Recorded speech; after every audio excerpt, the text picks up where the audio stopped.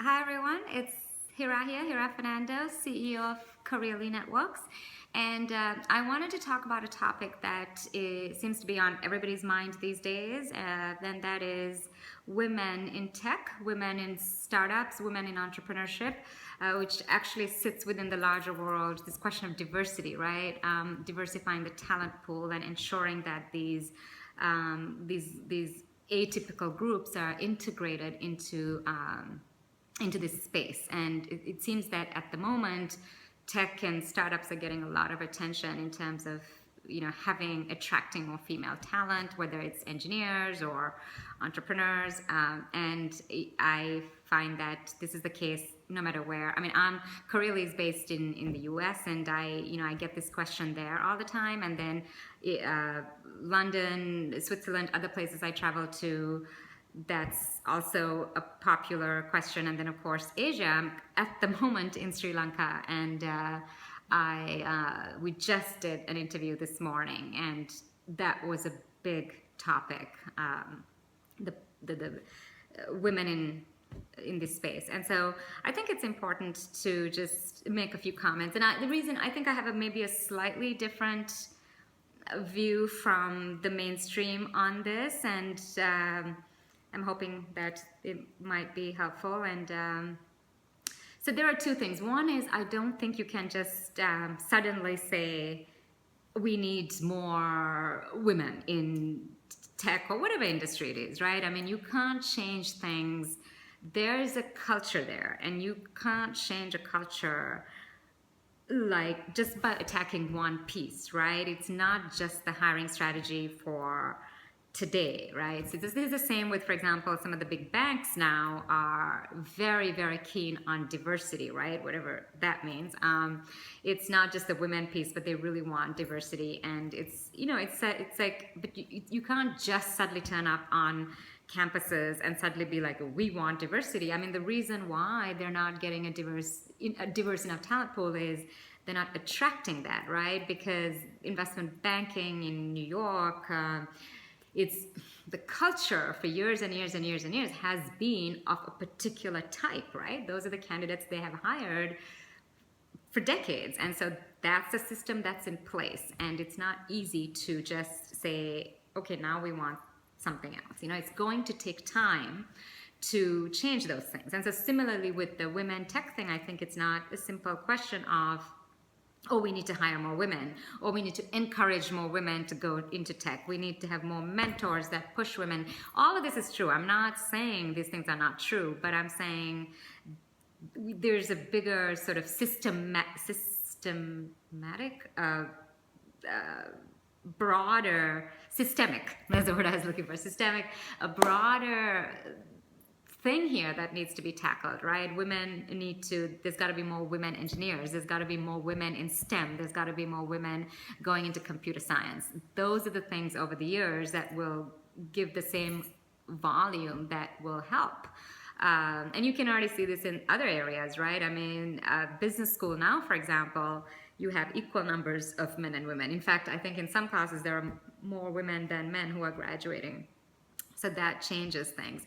So similarly, tech and computer science and IT and all of that has to follow in that direction from a much younger age and time, college and masters and all of that. So that's number one. Number two is that I do think it's a little bit, and I have to be a little careful how I say this because I don't want to come across as insensitive or naive. I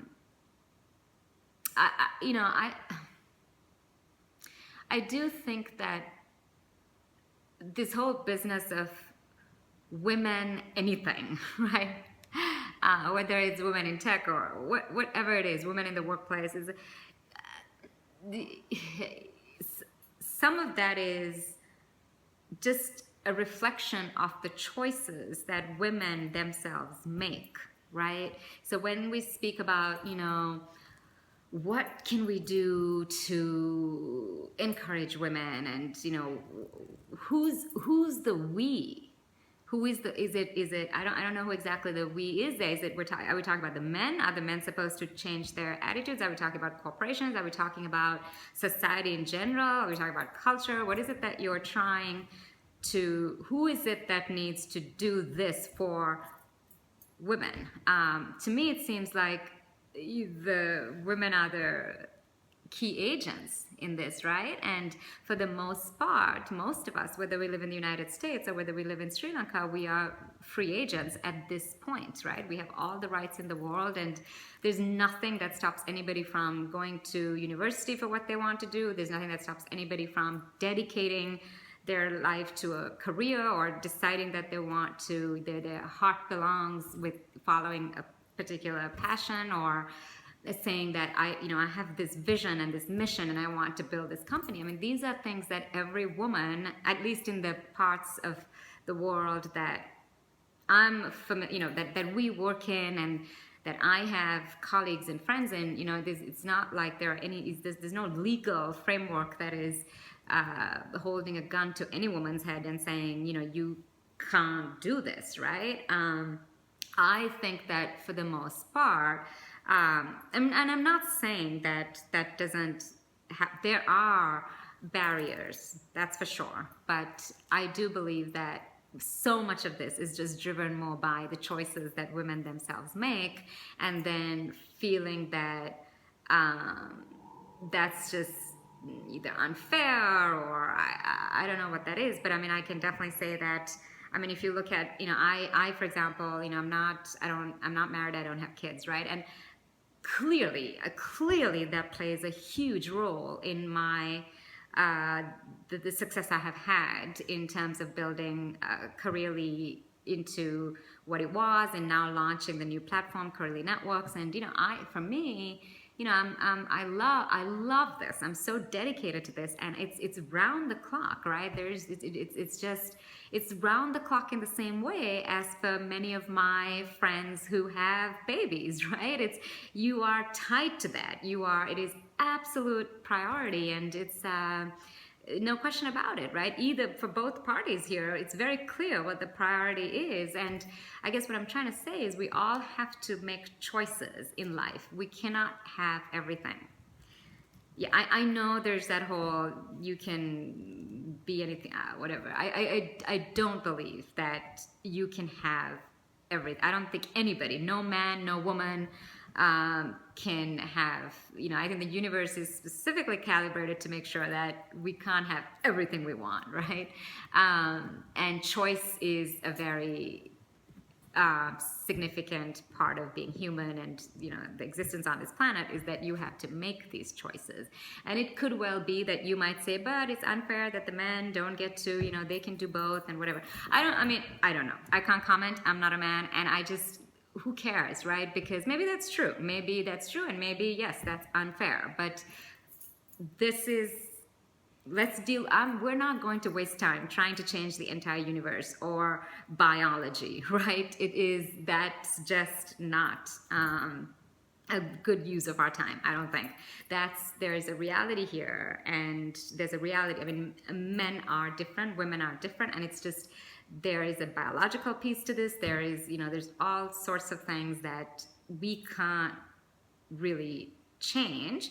And then there's the fact that everybody gets a hand of cards to play, right? I mean, you're a woman or you're a man, you're rich or poor, you're from the West, you're wealthy, or you're from a poor country, or you are healthy or not healthy. I mean, these are things that you kind of have to take as a base. And yes, some of these things we have to work towards improving and changing these things, but it's also a question of saying, okay, look, these are the cards I have, and I'm going to play with these cards in this time that I live, right? So the good news is we're not in the 18th century or the 19th century, we're in the 21st century, and in the history of the entire human race, women have more opportunity than any time ever.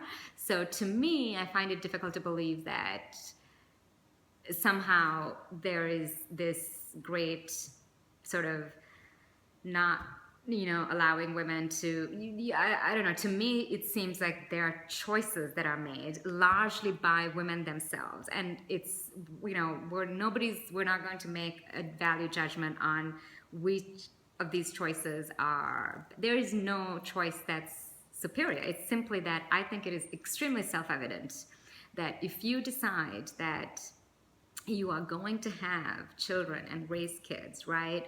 And that if you think about the time that happens, it happens usually in your 30s and early 40s. It's virtually impossible. And think about what it takes to, what a major undertaking that is. And think about the just not just the entire way society is set up, but even biologically, the way things work and how, the minute there's a baby and there's kids. I mean, it's just biological it's clearly a priority, right? There's no question about that. And then to be able to then dedicate as much time as I do, for example, that's just not going to be, not only is it not going to be possible, it's not even going to be the way your mind works. Your mind is automatically now going to be wired to make your children the priority, right? So, and that's okay, and that's normal. But I just want to get across the point that those are choices that people make. Maybe they make them without realizing what a huge thing that is, right? But if that's your choice, that's your choice, and then it's going to limit a lot of other things, as it should, right? I mean,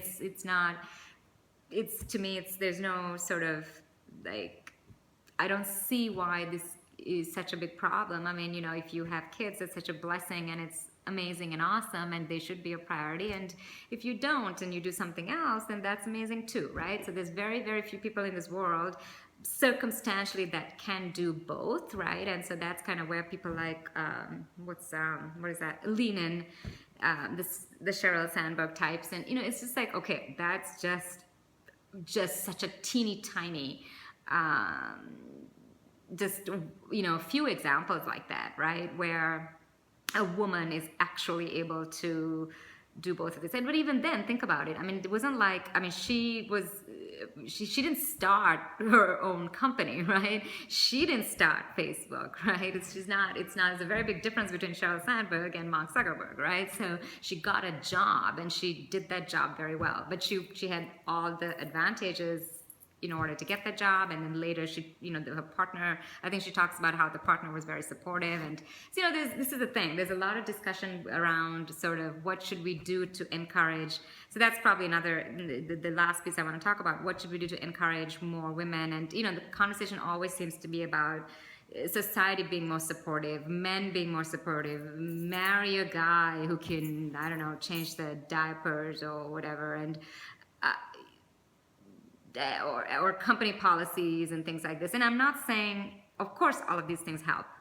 But to me, it's clear that it's nothing compared to the bigger picture here, right? Which is a woman herself makes certain choices. And nobody is going to, the validity of their choice is entirely up to that individual. And I think that's what drives most of this, because it's not possible. Even if you're the kind of person who's driven and ambitious and you want to do a bazillion things, and even if you are very privileged and you can have nannies, and I have seen friends of mine, when you are a mother, it's still the priority by definition becomes that, right? The priority is not going to be something else. Yes, you might be very ambitious and want to do that, but it'll always be secondary to raising your kids. I think, that's how biology intended it, and that's how it is. And so I guess what I'm trying to say is, I think the changes that are required here is not about other people changing their behavior to accommodate this, the more women. I think it's more to do with the women sort of coming to terms with, okay, what do I really want to do, and what are the choices, what are the sacrifices I'm willing to make, what are the choices I'm willing to make. And I don't think there's anything in this world at the moment, at least not in these these kinds of societies that stops a woman other than her own constraints, other than her own choices, right? So, and you know, if I'm somebody who can speak, I mean, it's sure there might have been things in my way as a woman, but the biggest thing that determined my success was the fact that I think that, you know, it's the fact that I don't have a family and kids. I have all this time. I have all this time to dedicate to Careerly and now Careerly Networks, and that's the driving force, right? It's just incomparable in terms of and the fact that I'm so attached to it and I care about it so much and I'm so inspired by it, and it's to me it's just like, you know, it's such a huge important part of my life. It's not just a job, or it's not just like, oh God, you know, all she does is work. No, I mean, I'm so happy. I mean, Careerly has a mission, and the mission is very important, and we're helping students, and it's just amazing, right? So, but the reason I have all the time in the world to sit around and look at, I mean, now what's the time now is about 2 o'clock in the morning, and here I am doing this video, and so that kind of, and I'm supposed to be on holiday. So hopefully that makes the point. So I think if you really want to encourage women, I think you have to encourage women to think, you know, give them the confidence to think of other. There is no one path to happiness on this planet, right? There's some might be very suited for family life. Some might simply be doing it out of pressure or society or whatever, and maybe just trying to just bring in a little bit more of the possibilities that there are. You know, those are the things. I think it's really the women, the coaching and the mentoring towards owning it, to being confident, to thinking there is a life beyond these traditional choices, if they so wish, right? I'm not, it's just to be clear, I'm not saying this is for everybody. I'm saying though there are people, I think, there are many people who are probably like me, but may have ended up just getting diverted into some other path because that's the only path that is usually acceptable, and you know, that's kind of society's ways. And so I think really much of this is about encouraging